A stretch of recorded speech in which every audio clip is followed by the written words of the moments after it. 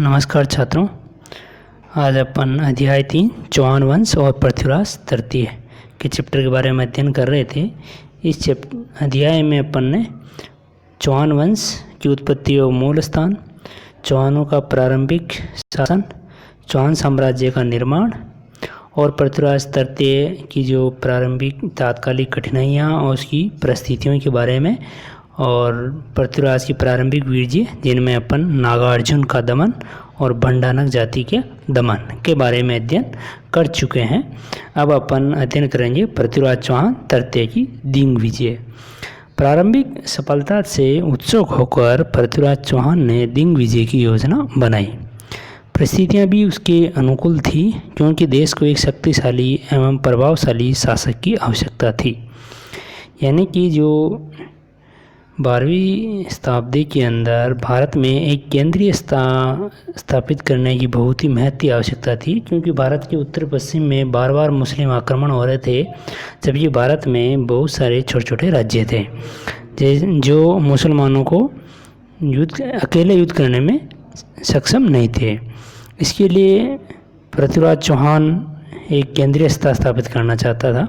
इसके लिए उसे उत्तर में मुसलमानों को, दक्षिण पश्चिम में चालुक्य जो कि वर्तमान गुजरात वगैरह इस क्षेत्र में उनका शासन था, पूर्व में चंदेलू व घेड़वाल जिनकी राजधानी कन्नौज थी, और चंदेल वंश जो कि महोबा को पराजित करना था, क्योंकि ये शक्तियाँ संपूर्ण उत्तर भारत पर अधिकार करने को उत्सुक थी। यानी कि उत्तर भारत के अंदर जो शक्तियाँ थी उसमें कन्नौज के घेड़वाल वंश, महोबा का चंदेल वंश है ना, वर्तमान गुजरात क्षेत्र के अंदर चालुक्य वंश और अजमेर का चौहान वंश जो दिल्ली के अंदर अपना राज्य स्थापित कर चुका था। इन शक्तियों के बीच में आपसी संघर्ष हुआ, और इन्हीं संघर्ष के अंदर पृथ्वीराज तृतीय ने ये अन्य जो भारत की उत्तरी भारत की शक्तियाँ थी उनको पराजित करने के लिए एक दिग्विजय की योजना बनाई। इस योजना के तहत उसने सबसे पहले महोबा पर आक्रमण किया, यानी महोबा विजय पर आक्रमण का प्रस्थान करके अपने दिग्विजय प्रथम सोपान की शुरुआत की थी। महोबा चंदेल वंश जो कि एक राजपूत वंश था की राजधानी थी। चंदेलों के विस्तृत राज्य में वर्तमान का जो बुंदेलखंड क्षेत्र है, जेजाग भुक्ति, महोबा आदि सम्मिलित थे, और चंदेल वंश की राजधानी महोबा थी। तथा पृथ्वीराज चौहान तृतीय के समय परमार्दी चंदेलों का राजा था। यानी पृथ्वीराज चौहान तृतीय जब चौहान वंश का शासक था, उसी समय में महोबा के अंदर चंदेल वंश का शासक परमार्दी देव था। परमार्दी की दो प्रमुख सेनानायक थे, आल्हा और उद्दल। आल्हा उद्दल इतिहास में बहुत प्रसिद्ध है। ये दोनों परमार्दी देव के प्रमुख सेनापति थे।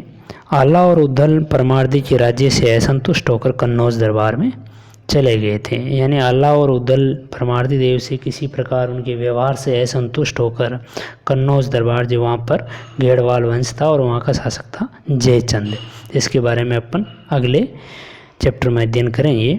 इसी चैप्टर के अगले अध्याय में अपन अध्ययन करेंगे। तो कन्नौज दरबार में चले गए थे। इस स्थिति में चंदेलों की सैनिक व्यवस्था अस्त व्यस्त हो गई। यानी कि जब उसके प्रधान सेनापति जो थे आल्हा और उद्दल रुष्ट होकर चले गए थे और अपने गुट के जितने भी सैनिक थे उनको भी साथ ले गए थे। इस स्थिति में चंदेलों की सैनिक व्यवस्था अस्त व्यस्त हो गई। अवसर को उपयुक्त समझकर पृथ्वीराज चौहान तृतीय ने 1182 ईस्वी में एक विशाल सेना लेकर महोबा पर आक्रमण कर दिया। यानी पृथ्वीराज चौहान तो मौके की तलाश में था। जैसे वो उसको पता चला कि आल्हा और उद्दल जो प्रधान सैनिक हैं परमार्दी देव के वो रुष्ट होकर चले गए, तो उन्होंने इस मौके को अच्छी तरह से भूना और महोबा पर आक्रमण कर दिया।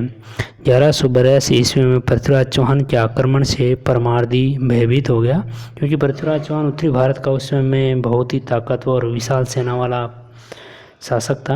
जैसे उसने महोबा पर आक्रमण किया, परमार्दी देव के पास इतने सैनिक भी नहीं थे, अतः वह भयभीत हो गया। उसने शीघ्र ही अपने पुराने सेनानायक आल्हा और उद्दल को सैन्य बल से राज्य की रक्षा के लिए लौटने को संदेश भेजा, यानी अपना दूत कन्नौज दरबार में भेजा। पहले तो अपमानित सेनानियों की प्रतिक्रिया परमार्दी के विरुद्ध थी, परंतु राज्य की दयनीय दशा को समझकर उन्हें यानी आल्हा उद्दल ने फिर से अपने कर्तव्य का ध्यान आया और राजभक्ति को निभाने के लिए सेना सहित महोबा की रक्षा के लिए निकल पड़े। यानी कि आल्हा और उद्दल कन्नौज से अपने सैनिकों के साथ वापस महोबा की रक्षा के लिए वापस आना शुरू कर दिया उन्होंने अपनी सेना लेकर धीरे धीरे, और अपना एक दूत उन्होंने वापस महोबा भिजवा दिया कि हम सेना सहित महोबा की रक्षा के लिए आ रहे हैं। उनके आने से पूर्व परमार्दी के एक सामंत ने, जिसका नाम मलखान था, ने शत्रु सेना को सीरसागढ़ के निकट रोके रखा और उसका मुकाबला किया, क्योंकि जब तक आल्हा और उद्दल नहीं आ जाते तब तक पृथ्वीराज चौहान की सेना को राज्य में प्रवेश करने से रोकना बहुत जरूरी था। और इसी का नीति का पालन करते हुए परमार्दी ने भी कुछ समय के लिए शत्रुओं को भीतर घुसने से रोकने के लिए युद्ध विराम की बातचीत जारी रखी थी। इस अभिप्राय से कि जब तक उसके 2 साहसी वीर कन्नौज से सैन्य बल लेकर पहुंच जाए। भाग्यवश जब युद्ध विराम की बातचीत और कुछ रोकथाम के प्रयत्न चल रहे थे कि दोनों देश भक्त सेनानी धन और बल के साथ पहुँचे, यानी महोबा आ गए थे आल्हा और उद्दल दोनों दलों में, यानी पृथ्वीराज चौहान तरते और परमार्दी देव के दल के बीच में युद्ध हुआ, जिसमें आल्हा और उद्दल अपने सैनिकों सहित मारे गए। और इस युद्ध का परिणाम जो ये रहा, इस युद्ध के अंदर पृथ्वीराज चौहान तरते की विजय हुई। परमार्दी देव को पृथ्वीराज चौहान से संधि करनी पड़ी, यानी कि दोनों के बीच में फिर एक युद्ध विराम संधि हुई।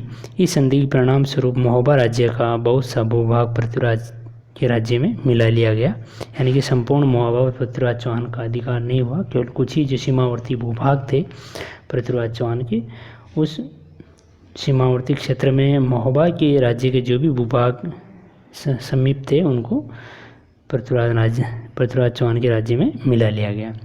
घटनास्थल यानी कि युद्ध स्थल से दिल्ली लौटते समय पृथ्वीराज ने अपने सामंत पुंजेन राय को महोबा का अधिकारी नियुक्त कर दिया।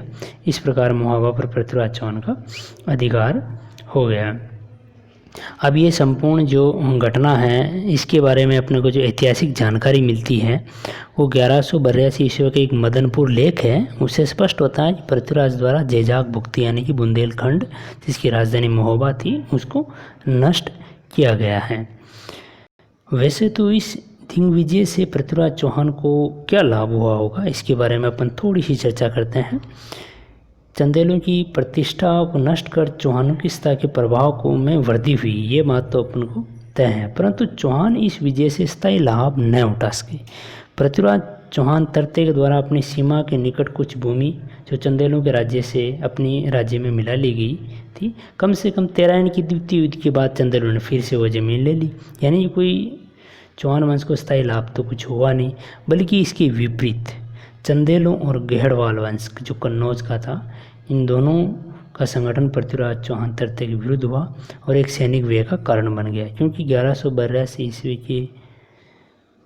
के बाद अपनी सीमा सुरक्षा के लिए पृथ्वीराज चौहान को एक बड़ी सेना रखनी पड़ी जो चंदेलों को दबाए रख सके। इस अर्थ में पृथ्वीराज चौहान तरते को लाभ होने के बजाय आर्थिक दृष्टि से हानि ज़्यादा हुई।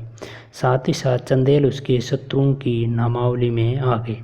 पृथ्वीराज का ये अभियान एक सैनिक अभियान मात्र रहा, जिससे वे थोड़े समय के लिए अपनी महत्वाकांक्षी पिपासा को ही बुझा सका।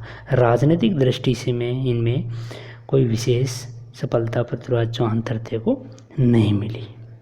ठीक है, धन्यवाद दोस्तों। अगले चैप्टर के अंदर अपन पृथ्वीराज चौहान तरते का दिग्विजय के तहत चालुक्य चौहान संघर्ष के बारे में अध्ययन करेंगे। धन्यवाद।